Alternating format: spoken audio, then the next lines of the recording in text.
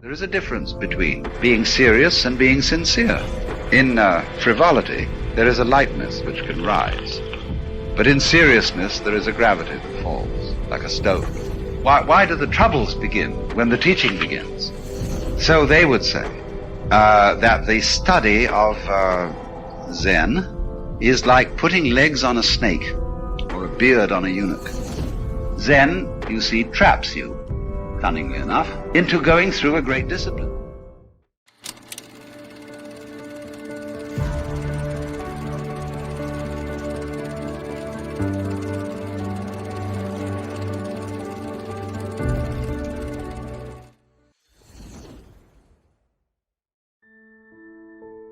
The Zen masters have invariably depicted themselves in a humorous way. When you look at the drawings they did of themselves, and even of Buddha, they're all oafs and clowns and baboons.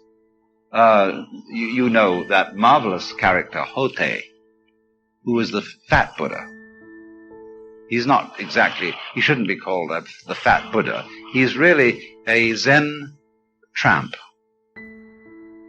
This terrific belly. And he carries around a big bag. And that bag is full of trash.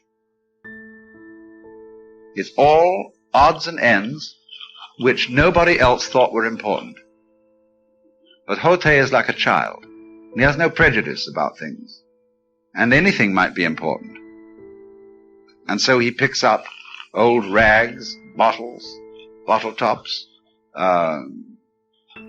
discarded notebooks, all kinds of fascinating things. Don't you remember as a child how fascinating they were? And he puts them in this bag and he gives them away to children. And he is regarded with great respect in Zen. But he's not taken seriously. Now, what do I mean? There is a difference between being serious and being sincere.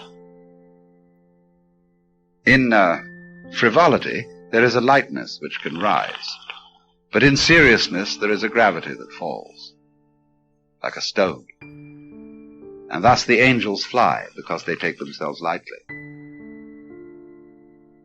So this is true of the Zen people. They take themselves lightly. They say, for example, of the teachings of Buddha, all the troubles in this world started when old Golden Face stuck out his 3 inches of iron. That means his tongue. Old Golden Face is Buddha. And of course, when you see Buddhist images of Buddha, they're gold, so old Golden Face. And if he has a tongue, it's an iron tongue. As if to say, Buddhism, the doctrine, this method, isn't serious. As a matter of fact, it's why do the troubles begin when the teaching begins? Why? For the simple reason that when you attempt to get yourself out of the difficulties caused by your own ego, you're on the wrong track. As we say, anyone who goes to a psychiatrist ought to have his head examined.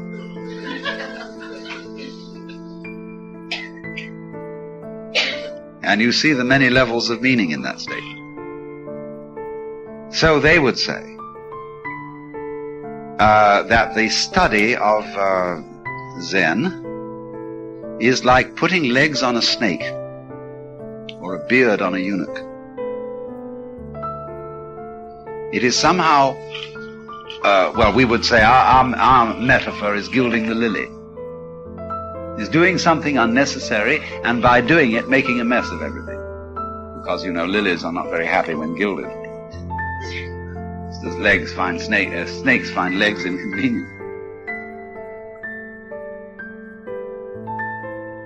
So this is the humor in the whole thing.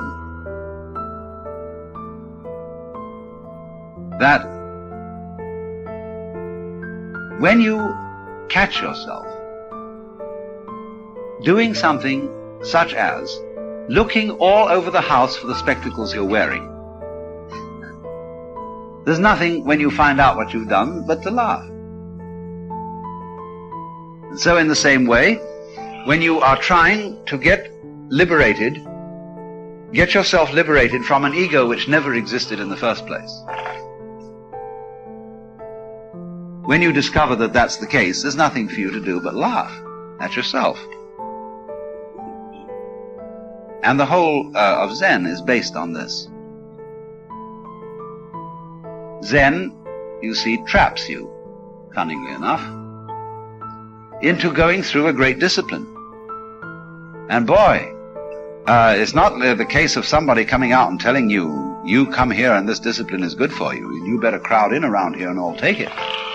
No, if you apply for admission to a Zen school, you get thrown out immediately. They don't want you. So you have to force your way in. You really have to lay your head on the block and say, I am in trouble.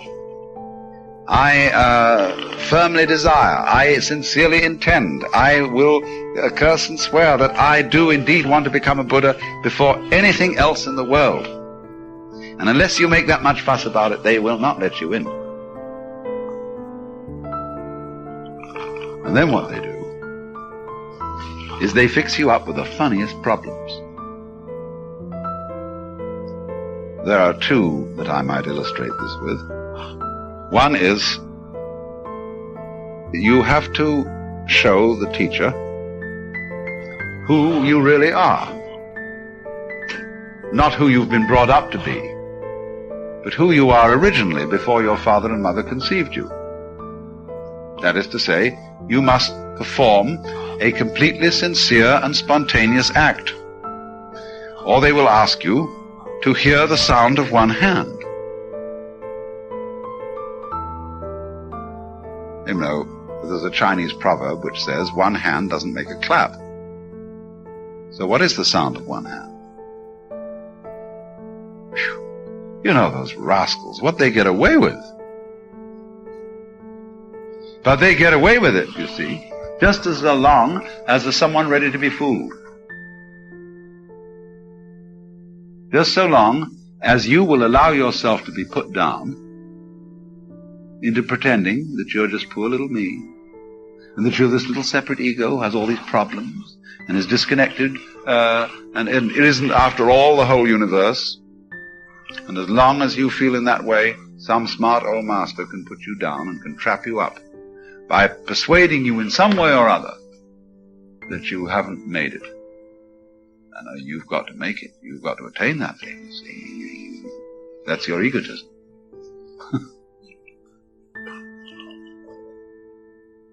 So, they go through all this, and it's just like someone being put in a squirrel cage, or set to chasing his own tail, or trying to catch his own shadow,